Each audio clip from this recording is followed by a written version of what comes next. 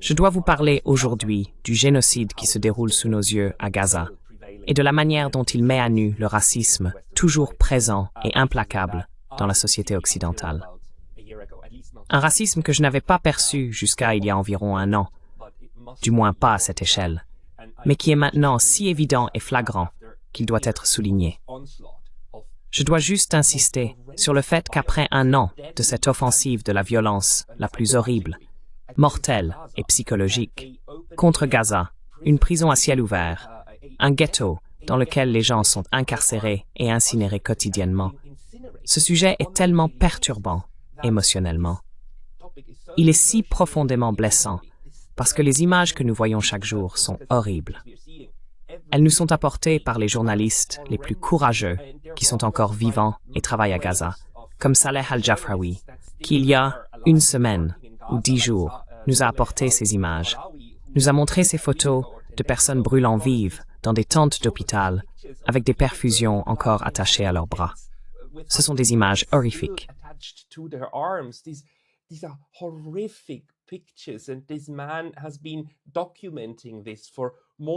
Et cet homme documente cela depuis plus d'un an et crie à plein poumon pour obtenir de l'aide et pour l'humanité. Et cela n'arrive pas. Pourtant, les bombes de 2000 livres fournies par les États-Unis à Israël tombent sur la bande de Gaza chaque jour. Même aujourd'hui, si vous ouvrez Google News, si vous cherchez simplement Gaza, vous lisez chaque jour. Attaque israélienne sur Beit Lahiya à Gaza tue au moins 73 personnes. Des dizaines de personnes meurent à Gaza quotidiennement, et cela est encore excusé en Occident comme une réaction légitime d'Israël pour se défendre. Pour défendre Israël, toutes ces morts sont excusées, et nous devons examiner la justification de cela et l'état d'esprit pour expliquer comment tant de cruauté n'est pas seulement perpétrée par les exécutants directs du génocide, qui sont les forces de défense israéliennes, l'IDF. Le D est bien sûr une imposture absolue, mais la mise en œuvre et le soutien, c'est un acte politique. Un génocide est un acte politique d'un groupe de personnes ou de groupes de personnes contre d'autres.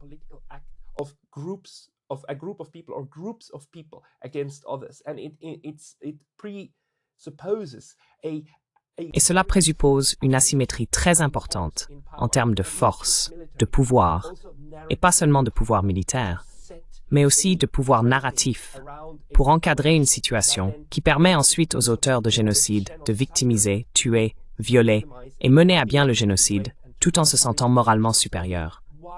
C'est très important car vous ne commettriez pas un génocide si vous aviez des doutes moraux à ce sujet.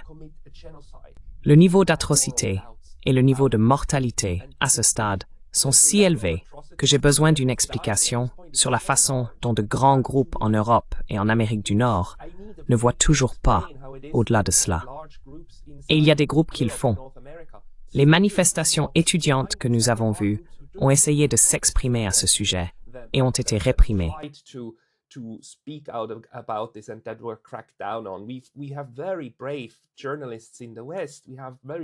Nous avons des journalistes très courageux en Occident. Nous avons des journalistes juifs très courageux, des intellectuels et des journalistes qui travaillent là-dessus jour et nuit.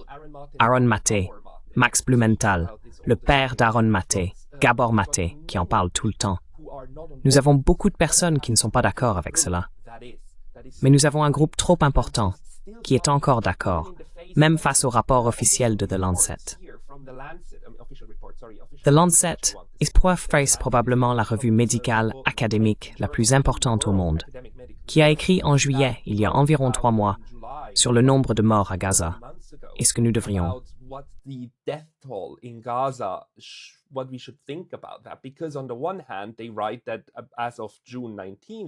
D'une part, ils écrivent qu'au 19 juin, nous avions 37 396 personnes officiellement confirmées mortes par les autorités sanitaires du Hamas à Gaza.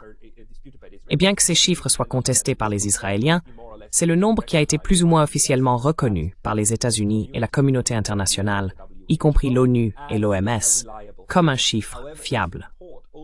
Cependant, ce rapport indique également clairement que dans les conflits armés internationaux, dans les guerres, il y a un nombre beaucoup plus important de personnes mourant de causes indirectes et parfois aussi directes, qui sont inconnues jusqu'à ce moment-là. Until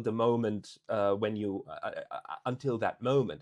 And this Lancet study here sets the number. Et cette étude du Lancet ici fixe le nombre de personnes qui sont probablement mortes dans la bande de Gaza à environ 180 000, qualifiant cela d'estimation prudente. J'essaie de trouver cela ici maintenant, mais le nombre qu'ils estiment en juillet de personnes décédées est de 180 000 selon un journal médical. Et probablement, peut-être que ce nombre est encore plus grand. Je veux dire, à présent, nous sommes probablement dans le domaine de 10% des habitants de la bande de Gaza étant morts ou mourants à l'heure où nous parlons.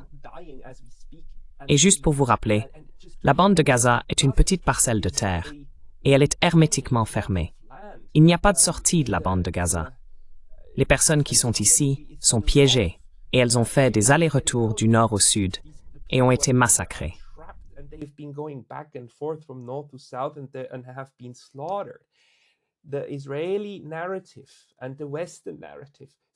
Le récit israélien et le récit occidental restent que c'est malheureux, mais c'est en fait l'erreur du Hamas. Et toutes ces morts sont aux mains du Hamas. Les Israéliens ne sont que ceux qui mettent cela en œuvre. Nous devons en parler. Nous devons parler de cet état d'esprit et y revenir, parce que toute la justification maintenant pour ce génocide est les 1200 personnes qui ont été tuées le 7 octobre 2023, il y a un peu plus d'un an. Le racisme qui accompagne ce récit est très bien capturé. Et tout le problème du racisme est bien capturé, en fait, dans un reportage de Fox News le 7 octobre, dans lequel ils ont interviewé une journaliste et activiste juive américaine, Bari Weiss. Nous devons examiner cela.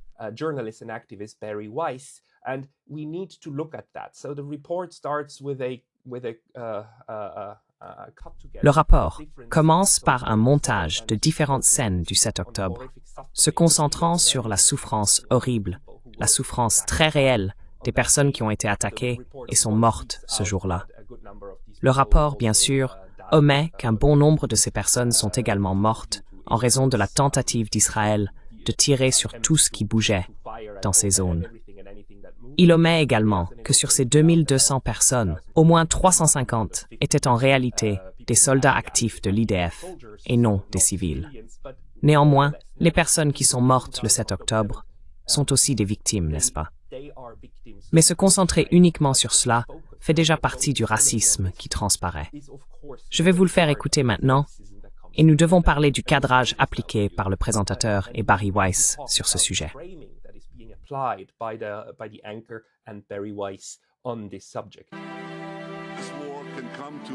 Cette guerre peut prendre fin maintenant.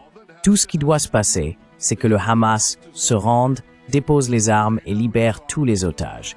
Mais s'ils ne le font pas, nous nous battrons jusqu'à ce que nous atteignions la victoire. Une victoire totale.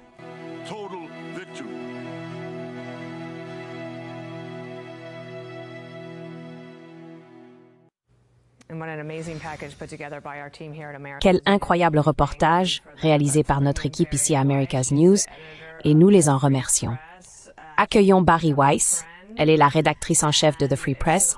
Elle est devenue une amie et c'est un honneur de vous avoir ici car votre travail à The Free Press, ainsi que le podcast Call Me Back, et je dirais que notre couverture ici à Fox News, ont vraiment aidé non seulement à clarifier ce qui s'est passé le 7 octobre, mais aussi ses conséquences. Vos réflexions ce matin seraient les bienvenues. Nous avons un peu de temps, donc vous n'avez pas besoin de vous presser.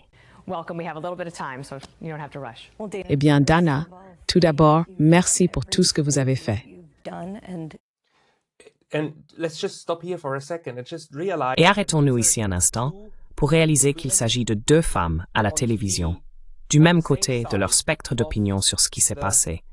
Et elles se remercient mutuellement pour une couverture journalistique merveilleuse, pour avoir fait quelque chose qu'elles disent d'important afin de fixer correctement l'agenda.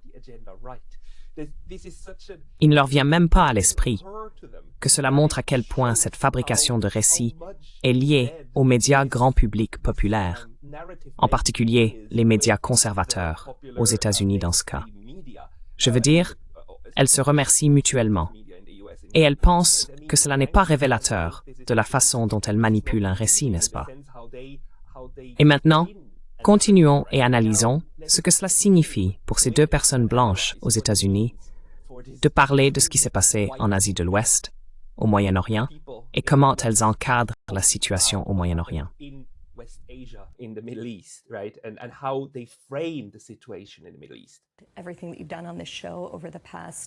Tout ce que vous avez fait dans cette émission au cours de l'année transformative passée. Je pense que ça a été une année de révélation. Vous savez, si vous repensez à la principale comparaison que j'ai faite et que tant d'autres personnes ont faite le 7 octobre 2023, la comparaison évidente, bien sûr, était avec le 11 septembre. Vous savez, la démocratie libérale est attaquée par un groupe de terroristes djihadistes qui massacrent, mutilent, tuent et égorgent, et dans le cas d'Israël, violents. La différence, bien sûr, résidait dans les conséquences. The difference, of course, was in the aftermath. On September 12, 2001, Le 12 septembre 2001, il aurait été impossible d'imaginer des jeunes envahir les villes à travers l'Occident, y compris ici en Amérique, en brandissant les drapeaux du Hamas et du Hezbollah, et en criant gloire aux martyrs et globaliser l'intifada. Cela aurait été absolument impensable, et tout le monde aurait réagi à cela avec choc et horreur. Mais ce qui s'est passé le 8 octobre 2023, et chaque jour depuis, y compris aujourd'hui, lorsque les rues de cette ville vont être inondées, est une allusion à l'inondation d'Al-Aqsa, qui est le nom donné par le Hamas aux attaques du 7 octobre 2023, pour inonder la ville afin de célébrer ce qui s'est passé ce jour-là.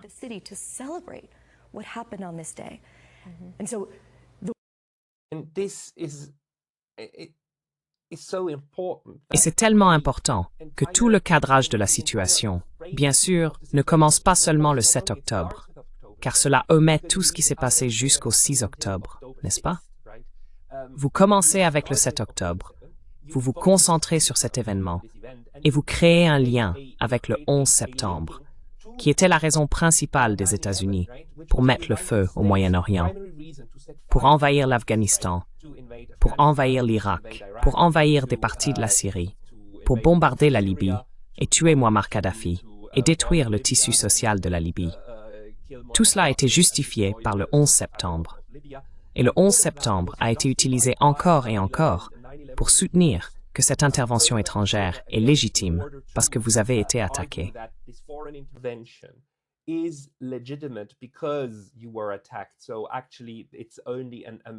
En réalité, c'est seulement une méthode de défense. Et nous voyons cela se produire encore et encore en Israël maintenant. Comment Israël, même lorsqu'il a des troupes au sol à Gaza, en Palestine, et à ses soldats sur le territoire palestinien, comment le cadrage est toujours que c'est un acte d'autodéfense. Et quand il s'agit d'Israël, l'ensemble de l'Occident collectif accepte ce cadrage et dit par exemple, non, des troupes au sol à Gaza, en Palestine, c'est de l'autodéfense, tout en disant en même temps que les soldats russes en Ukraine, c'est évidemment une agression et une attaque. That is obviously an aggression and an attack. Their self-defense is when you repel. Leur autodéfense consiste à repousser une force extérieure, puis à la laisser là. Mais ce qui se passe maintenant est bien sûr une contre-attaque qui dure depuis un an. Non seulement cela, mais c'est aussi l'extermination systématique des personnes sur cette terre. Si nous regardons en arrière, nous n'avons même pas besoin de remonter à 1948. Nous devons juste revenir à 2018 et 2019 pour nous demander, je veux dire, quiconque écoute Netanyahou qui a dit que tout ce qui doit se passer, c'est de déposer les armes et nous rendre nos otages, et je parlerai des otages dans un instant. Ce cadrage.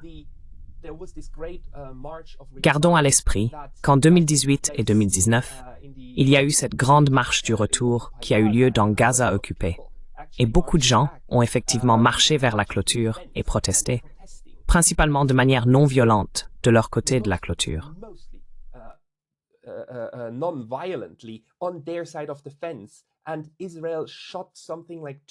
Et Israël a tiré sur environ 200 personnes, tuant 200 personnes, pendant cette période de plusieurs mois de manifestations à la clôture, où ces personnes protestaient de leur côté de la clôture, même en s'approchant simplement. Médecins sans frontières a déclaré que les soldats israéliens tiraient des balles sur les manifestants en supposant que toute personne, y compris les moins de 18 ans, s'approchant de la clôture était une cible légitime. Et Médecins sans frontières, à l'issue de cette grande marche du retour, a eu 4800 patients admis dans des cliniques de traumatologie, presque 4000 interventions chirurgicales qu'ils ont réalisées, et 143 000 séances de physiothérapie qui en ont découlé. Et cela pour une manifestation non violente à la frontière, où certaines personnes brûlaient des pneus et d'autres lançaient des pierres. Some people burned tires, some people threw stones, but that's the level of powerlessness. Mais c'est le niveau de violence et d'impuissance des Palestiniens à Gaza. Et pourtant, 200 personnes ont été abattues par les Israéliens, par des snipers, juste pour cela. Et c'est de notoriété publique. Nous savons que ça s'est produit, et nous connaissons toute l'histoire. Nous savons laquelle des deux parties a tiré et laquelle des deux parties a subi la majorité des morts. La grande majorité des personnes qui sont mortes dans cette zone contrôlée par Israël ont toujours été des Palestiniens, constamment depuis 1948. Les Palestiniens sont morts en bien plus grand nombre et ont souffert en bien plus grand nombre. Pourtant, en ce qui concerne le récit dans le grand public en Occident, ce que nous obtenons, ce sont les Barry Weiss de l'Occident, qui fixent un agenda et encadrent un récit qui, pour le grand public en Occident, continue de s'enraciner comme les pauvres Israéliens qui sont attaqués. The poor Israelis that are under attack, and then, of course, anti-Semitism. Et puis, bien sûr, l'antisémitisme, cette idée constante que même la moindre critique des politiques de l'État d'Israël doit être immédiatement assimilée à de l'antisémitisme. Cela a été l'une des armes les plus brutales que de nombreuses personnes en Occident ont intériorisées, et cela façonne cette attitude raciste. L'attitude est raciste parce qu'elle présume, et c'est aussi ce à quoi elle fait allusion ici, que comment osent les gens aux États-Unis et en Europe ne pas accepter la souffrance d'Israël et sa contre-réaction comme étant au même niveau que celle des États-Unis. Nous savons que les États-Unis ont ensuite tué des millions de personnes au Moyen-Orient après le 11 septembre. Des millions sont morts en Irak, des dizaines de milliers, des centaines de milliers en Afghanistan, en Libye, et ce niveau de violence a suivi le 11 septembre. Elle ressent de l'indignation que des gens soutiennent qu'Israël n'a pas de faire cela.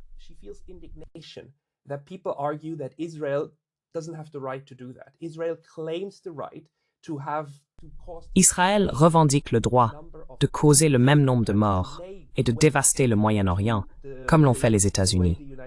Et si vous ne reconnaissez pas ce droit, alors vous êtes le problème.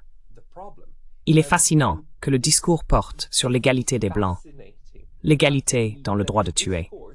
Nous avons vu cela au cours de l'année dernière, avec Israël, discutant même en interne de savoir si les Israéliens devraient avoir le droit de violer les Palestiniens. N'est-ce pas? Ils ont parlé de viol ici. Mais le viol est toujours considéré comme un crime uniquement lorsqu'il est commis par des non-blancs contre des blancs, par des Arabes contre des blancs.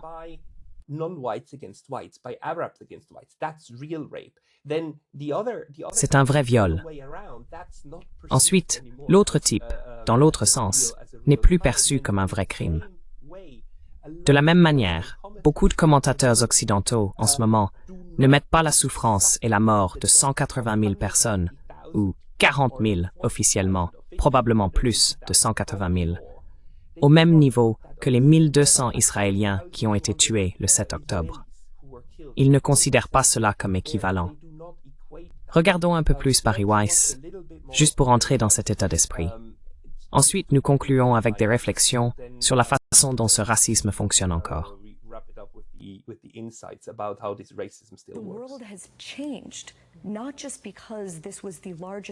Non seulement parce que c'était le plus grand massacre de Juifs depuis l'Holocauste, et c'était le cas.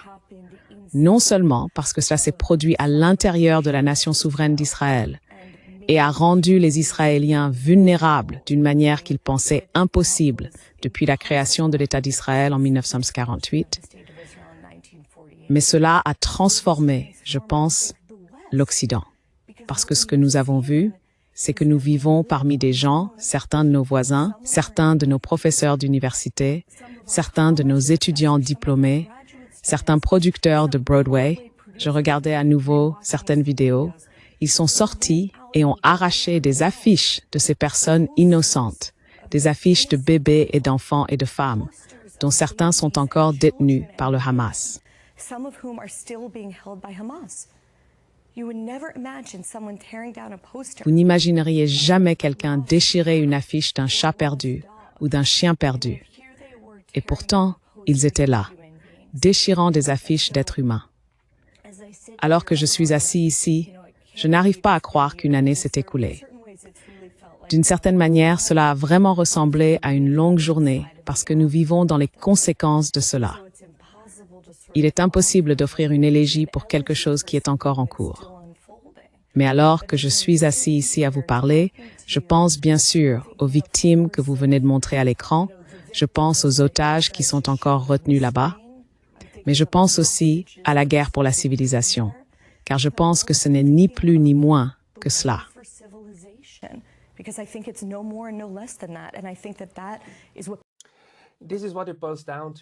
Et je pense que c'est ce à quoi cela se résume. C'est ce cadrage d'une guerre pour la civilisation. Cela est intériorisé par de nombreuses personnes en Occident, que les Arabes, que les Palestiniens sont des sauvages, tandis que les Israéliens sont des chevaliers courageux sur des chevaux blancs qui défendent la civilisation elle-même. Si vous intériorisez cela, soit parce que vous le comprenez, soit parce qu'on vous a nourri de toute cette propagande année après année, et que vous intériorisez ce genre de mentalité, alors vous ne pouvez plus comparer cognitivement le niveau de violence.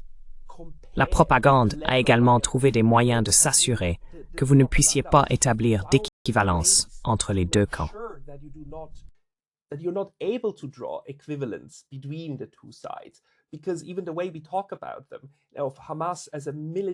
Parce que même la façon dont nous parlons d'eux, de Hamas comme un groupe terroriste militant, et de l'IDF comme l'armée d'Israël, comme la force légitime, les otages, le fait que le Hamas détient 200 Israéliens en otage à Gaza est présenté comme la chose la plus scandaleuse qui soit arrivée au Moyen-Orient. Mais en même temps, nous savons qu'Israël détient environ 10 000 otages palestiniens dans ses prisons.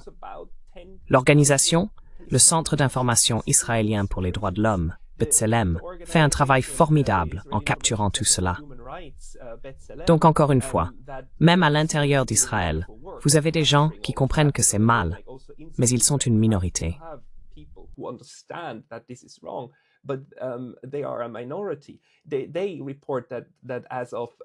Ils rapportent qu'en juin 2024, il y avait 9 440 prisonniers palestiniens détenus dans des camps israéliens, et beaucoup d'entre eux étaient détenus sans processus judiciaire. Ils ont été enlevés, kidnappés.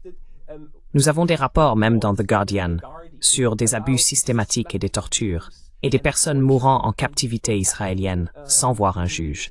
Des abus massifs, massifs. Et tout cela, je veux dire, ce n'est même pas caché. Israël ne cherche pas à le cacher. Les soldats filment ces crimes, en prennent des photos et les publient sur les réseaux sociaux. Et encore une fois, la discussion porte sur la question de savoir si cela fait partie du droit d'Israël et du droit à l'autodéfense.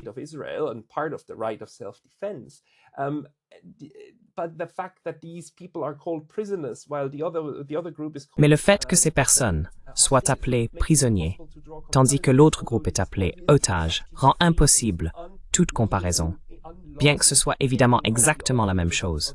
C'est la prise illégale de membres de l'autre groupe.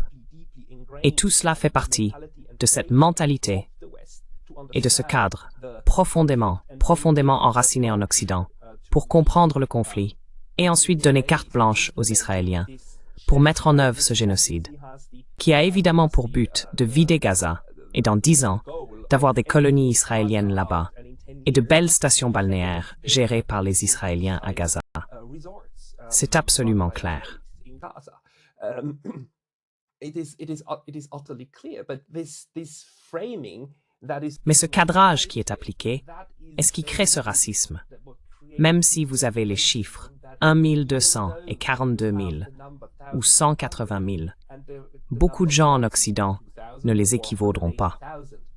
Ils penseront toujours que les 1200 Israéliens représentent une tragédie bien plus grande que les 180 000 Palestiniens, parce qu'ils ne les perçoivent pas comme égaux. Même s'ils vous diront « Oh non, bien sûr que c'est une tragédie.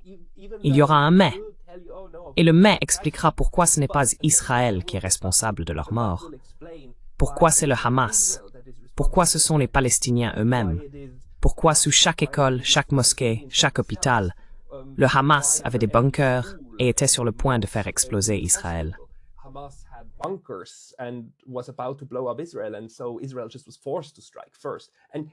Et donc, Israël a été contraint de frapper en premier. Et ce récit est encore cru par beaucoup de gens, que le Hamas est tellement incroyablement maléfique que pour l'éradiquer, il n'utilise pas seulement son propre peuple comme bouclier, mais qu'il faut tuer les boucliers et peut tuer tout le monde sur le chemin. Nous prenons la parole des Israéliens comme une vérité absolue, parce que douter de ce que dit Israël est déjà assimilé à de l'antisémitisme, n'est-ce pas? Ainsi, le système mental pervers qui a été créé pour ancrer ce racisme, non seulement dans les cœurs, mais aussi dans les esprits de la population occidentale, a été extrêmement puissant.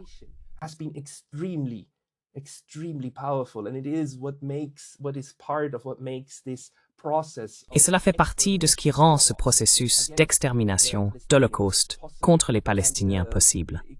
Cela va de pair avec l'impuissance des autres États arabes et la peur que les armes américaines soient utilisées contre vous, comme nous le voyons au Liban, maintenant punis pour avoir résisté à l'assaut des Israéliens. Je veux aussi dire à tous mes amis musulmans, à mes amis arabes, aux gens qui souffrent tant, qu'ils soient en Occident, au Royaume-Uni, aux États-Unis, en Asie ou ici, ils souffrent. Ils souffrent parce qu'ils s'identifient à ce groupe. Ils s'identifient à la douleur que cela cause aux Palestiniens. Et ils sont absolument impuissants.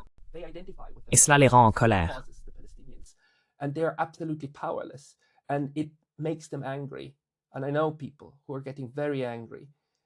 Et je connais des gens qui deviennent très en colère, et pas seulement en colère contre Israël, mais ils se mettent en colère contre l'Occident. Et tout ce que je peux leur dire, c'est que je suis désolé. C'est le pire type de conséquence ou de dérivé du colonialisme occidental et de la mentalité coloniale, la mentalité raciste de domination sur les autres. Mais nous ne sommes pas tous comme ça. Je m'excuse collectivement parce que je veux dire, ce sont des Blancs qui font cela aux non-Blancs et qui le refont de cette manière la plus horrible qu'ils avaient l'habitude de faire. La manière dont ils exterminaient la population autochtone d'Amérique du Nord, la manière dont ils ont exterminé une grande partie de la population autochtone d'Australie. Et c'est une autre tentative. J'espère que ce sera la dernière, et j'espère, bien sûr, qu'elle ne réussira pas.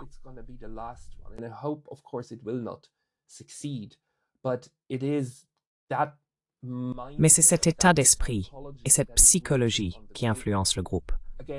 Encore une fois, nous ne sommes pas tous comme ça. Et beaucoup de bonnes personnes en Occident ne savent tout simplement pas mieux. Ils ne comprennent tout simplement pas qu'ils ont été manipulés dans un racisme qu'ils ne reconnaîtraient même pas comme tel.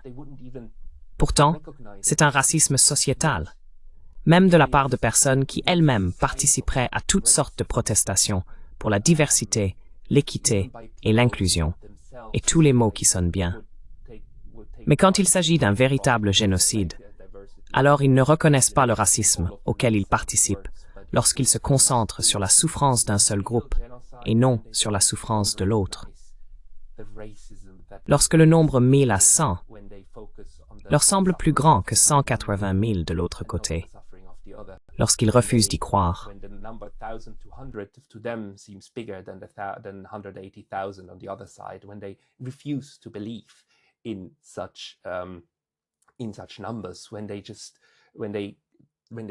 En si grand nombre, lorsqu'ils acceptent sans réserve le cadrage du génocidaire, et affirme que le récit du génocidé est en soi une forme de racisme et que le génocidaire a le droit de commettre les crimes que d'autres ont commis auparavant. Et si vous n'êtes pas d'accord avec cela, alors vous êtes un raciste. Ce cadre mental, et je ne sais pas comment nous pouvons en échapper autrement qu'en en parlant et en espérant qu'il disparaisse. Et je place aussi mon espoir dans le Sud global, qui voit évidemment clair à travers cela. C'est évident et transparent.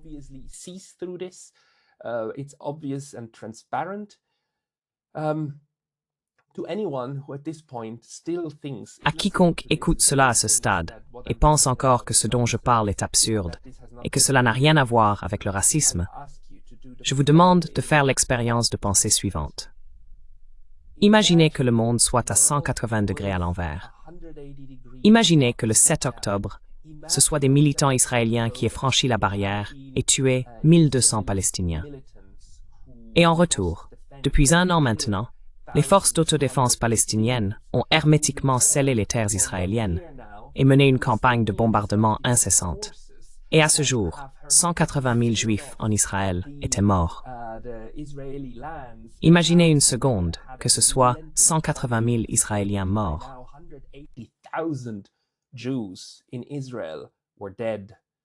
Imagine for 1 second that it was 180,000 dead Israelis that came out of Cela découle de 1200 Palestiniens morts. Et si vous pensez toujours que cela serait acceptable, si vous inversez tout et pensez toujours que c'est acceptable, eh bien, alors je ne sais pas ce qui ne va pas chez vous. Et si vous ne pensez pas que c'est acceptable, si vous pensez alors que non, nous ne pourrions pas avoir 180 000 Israéliens morts dans un camp de prisonniers à ciel ouvert en Israël, dans un grand ghetto où ils sont maintenant exterminés et brûlés vifs. Si vous pensez que cela n'est pas acceptable, mais que vous pensez que c'est acceptable quand cela arrive aux Palestiniens, alors c'est juste du racisme. Alors c'est juste le fait que vous n'évaluez pas ces vies de la même manière et que vous pensez qu'un groupe de personnes est bien plus précieux que l'autre. Je pense que c'est ce qui se passe, un racisme sociétal profondément enraciné qui permet ce génocide. Je suis désolé pour ce sujet. Cela me déprime beaucoup, mais nous devons en être conscients. It depresses me very much, but we need to be aware of it.